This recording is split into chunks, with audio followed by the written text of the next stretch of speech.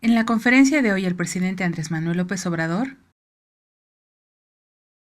Hoy nada más recordar que se cumplen 50 años del accidente o el asesinato, como se quiera entender lo sucedido, de Carlos Madrazo.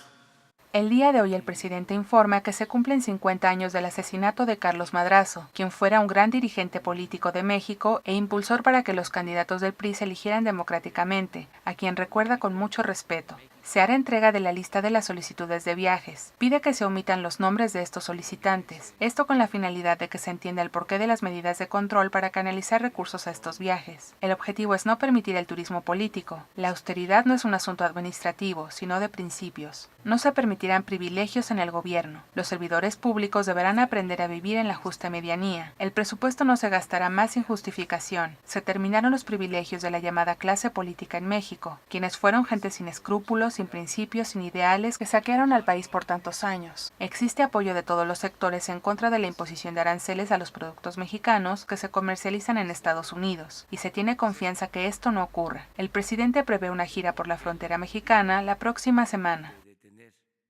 Obras del nuevo aeropuerto. Me decía el general Luis Crescencio que es algo increíble que están utilizando drones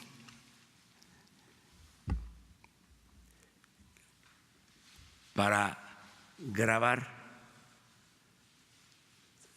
toda la base aérea de Santa Lucía, para tener fotografías, pruebas de que se está trabajando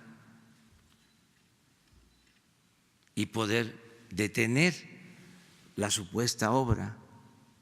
Luego de que un juez federal ordenara la suspensión de la construcción del nuevo aeropuerto, hasta no contar con los estudios de impacto ambiental, el presidente señala que se respetará la decisión del juez y se espera que se emita el dictamen sobre el impacto ambiental. Esta obra les molesta a los corruptos que tenían intereses en la construcción del aeropuerto en Texcoco. Recuerda que 4 meses antes de la elección, solicitaron un crédito con la idea de que no se pudiese dar marcha atrás con este proyecto, sin importarles el impacto ambiental de realizar esta obra en la zona más baja del Valle de México, que por cierto se hunde medio metro cada año. Pretendían convertir el actual aeropuerto en un proyecto inmobiliario y ya contaban con la proyección de venta de más de 600 hectáreas. No les importó el medio ambiente en absoluto, la afectación al lago, a la fauna y a la recarga natural de los mantos acuíferos de la Ciudad de México. Todo esto en complicidad de ambientalistas, científicos y medios de comunicación. Incluso se tienen reportes de que se envían drones para vigilar la zona del aeropuerto. Expresa que hay una estrategia generalizada con las obras más importantes: el aeropuerto de Santa Lucía, la refinería de Dos Bocas y el Tren Maya. Con el mismo argumento ambientalista, estas obras se realizan sobre zonas ya impactadas y no representan ningún tipo de riesgo ambiental. Son campañas realizadas por los opositores, tal como ocurrió en tiempos de Fox, que se tiene registro que desde Los Pinos se orquestó la campaña sucia en su contra. Libertades en México. Digo, todo por la razón y el derecho.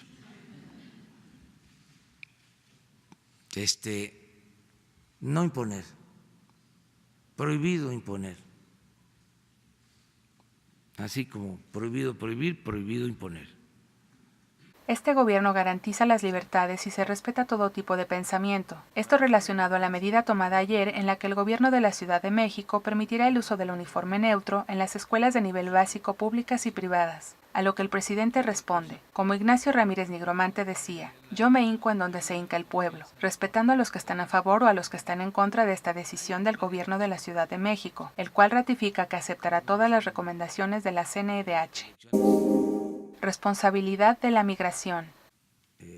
Es indudable de que hay una crisis en Centroamérica, en particular en Honduras.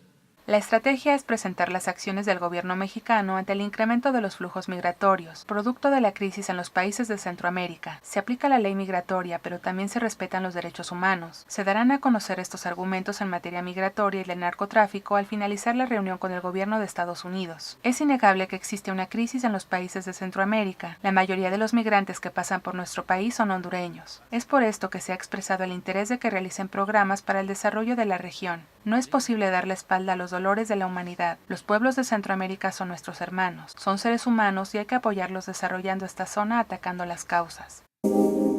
Reunión del G20. De una vez les adelanto, no voy a ir a la reunión de los 20, del G20, pero sí les voy a mandar una carta.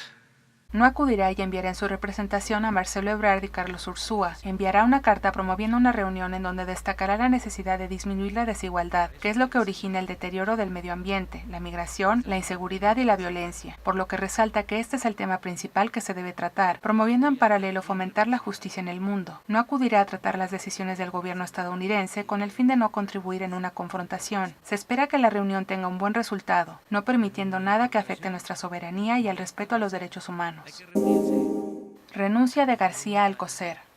Pues deberían decir, pues yo aprobé la reforma energética y ahora resulta que fracasó la reforma energética y el próximo o el actual gobierno lo está diciendo y está llevando a cabo una política distinta. ¿Qué hago aquí?